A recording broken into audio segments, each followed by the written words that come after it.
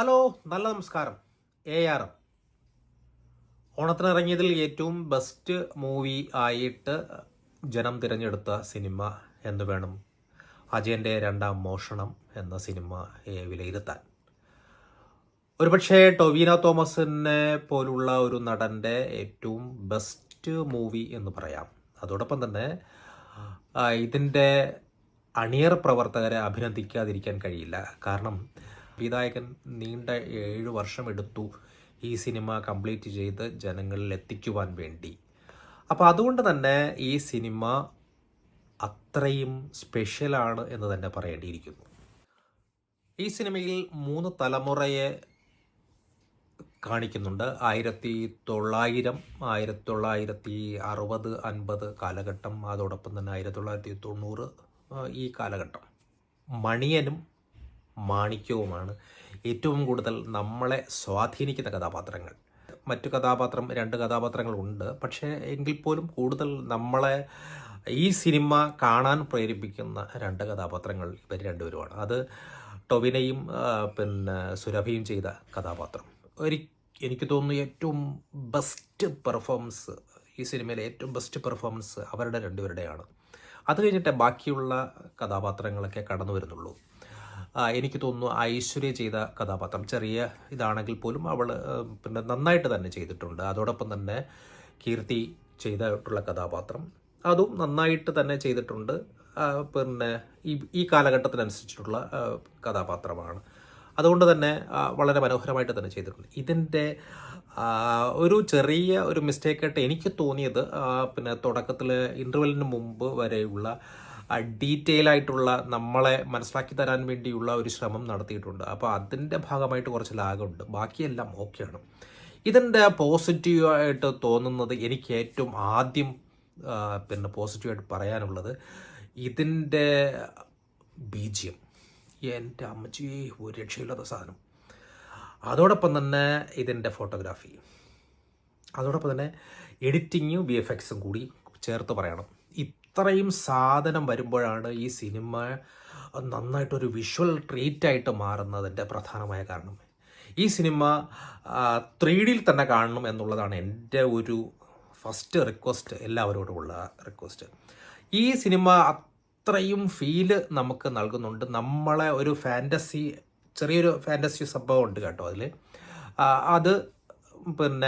അത് വളരെയധികം നന്നായിട്ട് വർക്കൗട്ടായിട്ടുണ്ട്. കാരണം നമ്മൾ ഒരുപാട് സിനിമകളിൽ കണ്ടിട്ടുണ്ട്, പക്ഷെ അങ്ങനെയുള്ളതൊക്കെ ചിലത് സിനിമകളിലൊന്നും വർക്കാവത്തില്ല. പക്ഷേ ഈ സിനിമയിൽ നന്നായിട്ട് വർക്കായിട്ടുണ്ട്.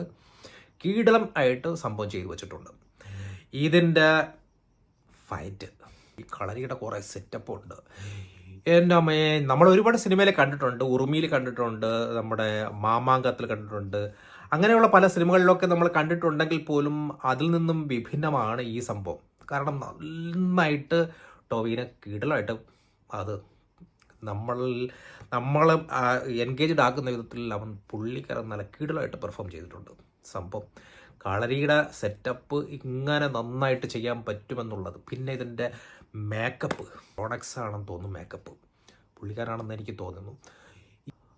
അവനെ കൊണ്ട് മേക്കപ്പ് ചെയ്തു വച്ചിരിക്കുന്നത് ഈ മാണിക്യം ഒരു കഥാപാത്രത്തിന് ചെയ്തു വച്ചിരിക്കുന്ന സ്റ്റൈല് ഗംഭീരമായിട്ടുണ്ട്. മേക്കപ്പൊക്കെ കിടിലം സാധനം, എല്ലാം കൊണ്ട് ഒത്തിരി നന്നായിട്ട് വർക്കൗട്ടായിട്ടുണ്ട്. കാരണം ഇതൊരു പുതുമുഖ സംവിധായകൻ്റെ സിനിമയാണ് എന്ന് ഒരിക്കലും പറയാത്ത രീതിയിൽ നന്നായിട്ട് തന്നെ ഈ സിനിമയെ എക്സിക്യൂട്ട് ചെയ്തിട്ടുണ്ട്.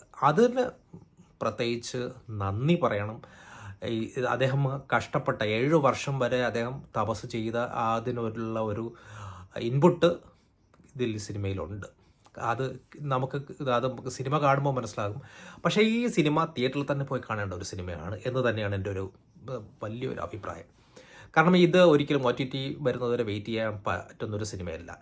കഴിയുന്നതും 3Dയിൽ തന്നെ കാണുകയും ചെയ്യണം എന്നുള്ളതാണ് ഈ സിനിമയുടെ ഒരു വലിയൊരു പ്രത്യേകത. മലയാള സിനിമയിൽ ഏറ്റവും ബെസ്റ്റായിട്ടുള്ള, ഈ ഓണത്തിനിറങ്ങിയിൽ ഏറ്റവും ബെസ്റ്റ് സിനിമ ആയിട്ട് എനിക്ക് തോന്നിയതും അതോടൊപ്പം തന്നെ പ്രോത്സാഹിപ്പിക്കപ്പെടേണ്ടതാണ് എന്നുള്ള ഒരു വലിയ ഒരു ആഗ്രഹവും എനിക്കുണ്ട്.